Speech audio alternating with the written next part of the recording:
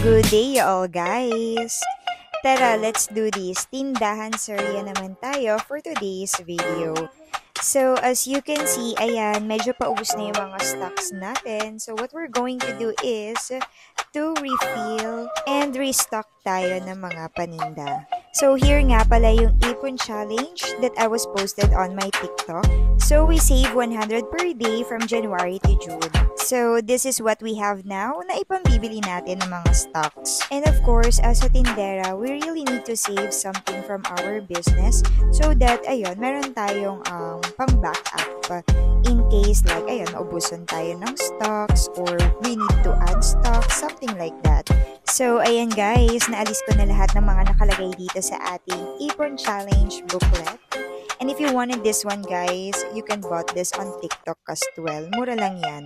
And makaka-help talaga yan sa inyo to save money.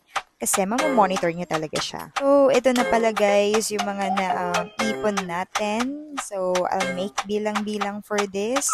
So, ayan, nakakatuwa lang. Even though it's just 100 lang. Pero diba, nakaipon tayo. Sa akin!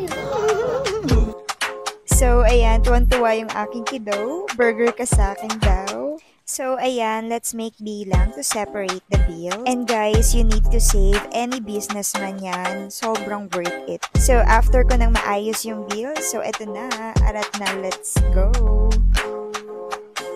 So, guys, it's grocery time. So, ibabalik lang din natin yung mga na-save natin sa ating munting store. So, ito nga pala yung kasama ko, yung aking helper, Char. Yung aking makulit at maaasahan na utol. So, ayan, nag-a-add lang ako ng mga kulang sa stores so that for the next time around, mapapaikot ulit natin siya. And I know, alam na yan ng mga veterans and yung mga matagal na sa ganitong business. So, for me, since I started, ayun, keep learning, especially sa paghahawak ng finances. Because guys, like this business, hindi rin ganun talaga kalaki ang kitaan. Kaya you really need to be responsible para mapatagal at mapalago mo pa siya.